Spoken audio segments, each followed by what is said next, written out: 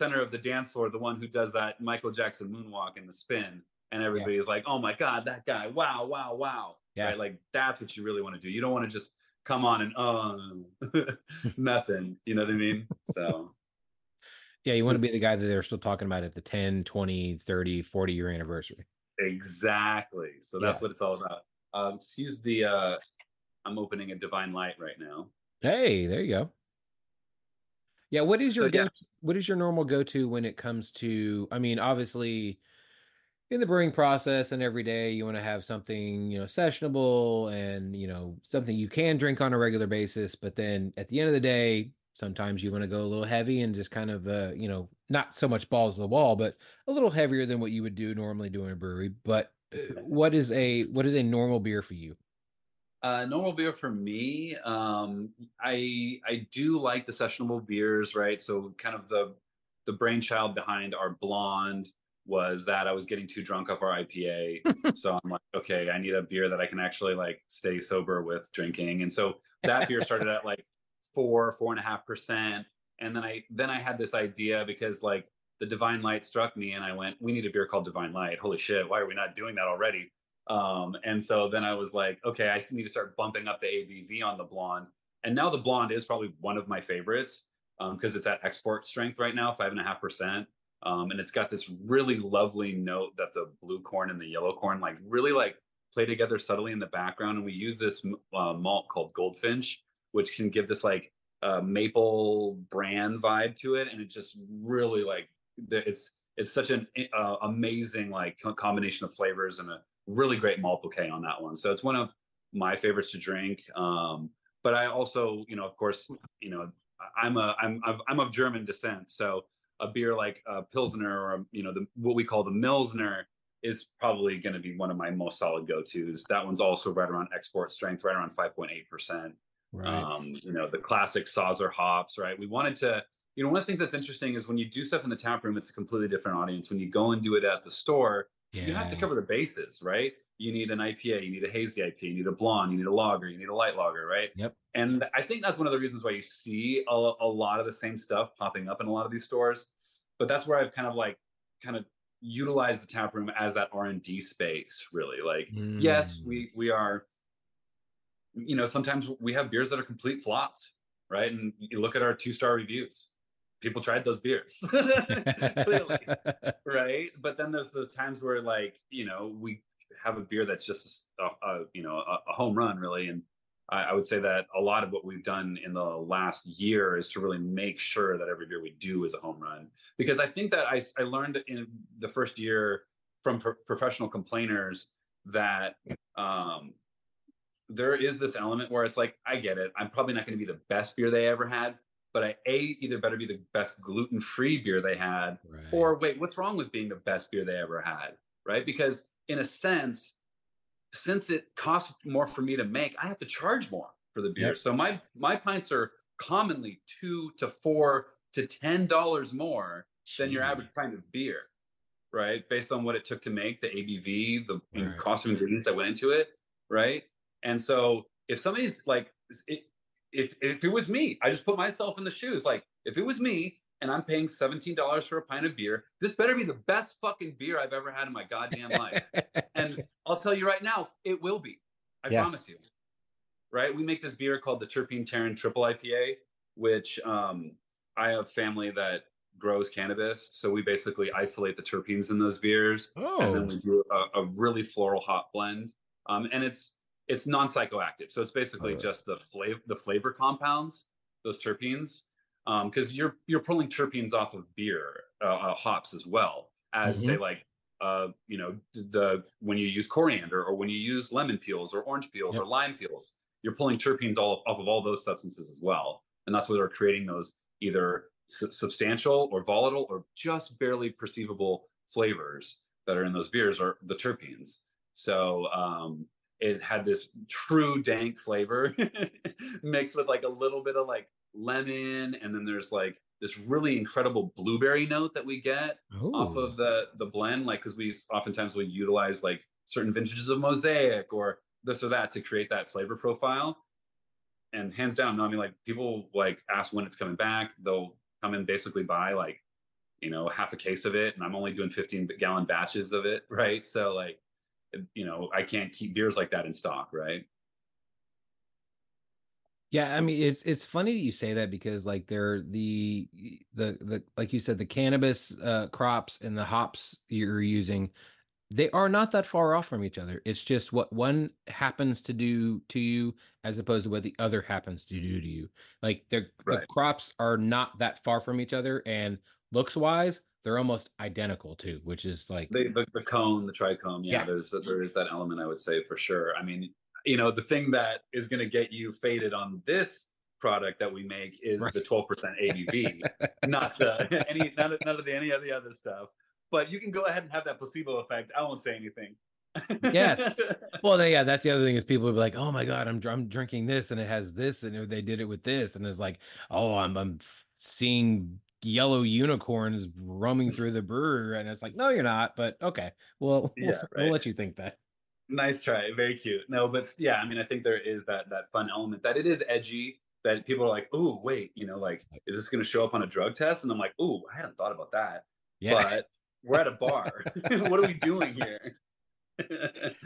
But yeah, so I mean, I think that was one of the things that I really started to do in the second year of brewing, because we had been doing a Belgian technique in our first year, where we were making a first runnings beer and a second runnings beer, Mm. and then the first runnings beer would always sell out like right away, and then I ended up with a whole tap list of second runnings beers, and I'm like, damn it, I did not think this through, right? And so we either would have to like discontinue ones or pull them off when a first running beer came on, just so we could balance the tap list. And I'm like, you know what? Why don't I just make them all high ABV, right? Yeah. Because that's the average the craft beer consumer in SoCal, from my experience, is it's either hazy IPA or the most like the highest ABV beer on the menu is usually going to be the most popular one, right? And that's what it is. It is what it is, right? Like, I've been really always very pleased that our West Coast IPA is still the best seller. So that's always near and dear to my heart, because that's the first beer we released, right? That's the one that we've done the most to. That's the one that we've innovated the most with. Because when we were first starting off, we were using the wholesale, liquor market essentially as a tap room, because we didn't have a brick and mortar until 2022. Wow. So we were trying and testing new stuff. So like, honestly, like, to all the fans that or customers that got a beer that didn't taste like the following one, it's like, yeah, it's because I utilized some stuff, but I wasn't using like the same vintage of Mosaic each time, or I wasn't using this or that, right? We really had to dial it in, and vintages change year over year, right? Hop blends oftentimes have to change in a beer just to Yeah. get the same flavor. Yeah, yeah, without a doubt. And I mean, every crop, I mean, it goes back to the same thing as the wine world, really, because like not every crop is going to be the same as it is the year before. Like, especially like you guys have in California, where you have the issue of, oh, it might be too smoky because we had fires, or it may not even happen at all because we had fires, or drought, or too much rain, or I And mean, flooding, yeah. yes. Yeah. I mean, because Mother Nature at the end of the day is undefeated, and you can't, as much as you can try to control what you can control, you can't control what you can't control. And so, like, you can't control there's fires nearby. So things might taste smoky, or you can't help the fact that fires completely destroyed your crops, or the drought, or the flooding, or any of them of the above. And so you have to deal with what you have. And I mean, you are dealing with somewhat of a limited more than others when it comes to what you can and can't use. So if your crops aren't working for that year, you've got to figure out another situation to help make your beers. Yeah, exactly. So no, I mean, I think that one of the things that I've been really pleased with is the fact that the brewing world is so collaborative, right? I think that, Yes. the average brewer isn't going gluten free, oh, gag me with a spoon. No, they're going, wait, really? Like, Yeah. are you serious? Like, I only heard of that in fairy tales and myths, but you're actually doing it, right? And so I think that is one of the coolest things, is how accommodating and open and welcoming the brewing community is to this, right? Mhm. Because like, the average experience is like, my uncle that's like, oh, I'll have his gluten, don't leave it off, just bring it out and I'll have Mhm. his gluten. You know what I mean? And you're just like, okay, right? Like that, the average person is like, nobody wants to feel lesser than, right? I Right. went to Catholic school and had divorced parents. I know exactly what it feels like to feel lesser than. And on top of So that, you have to be gluten free, so even more so. exactly. So no, I think that is one of the things that's really kind of funny is that there are some of those people who are like what I like to call gluten intolerant. And it's like, and I get it, right? It's like there's those people that no matter what, I can't please them. They're gonna gripe over a $30 check at the bar where I've Yeah. got a guy that just checked out before them that bought 2 cases, spent $250 in my tap room, and was happy and had cried tears of joy because it's Yeah. the first beer they had in 30 years. Yeah. Right. So it's like, yeah, I mean, we've kind of realized like who our true customers are and who those loyal people are. But the truth is that a lot of our regulars don't have gluten intolerance. There's just not a lot of other bars in our area.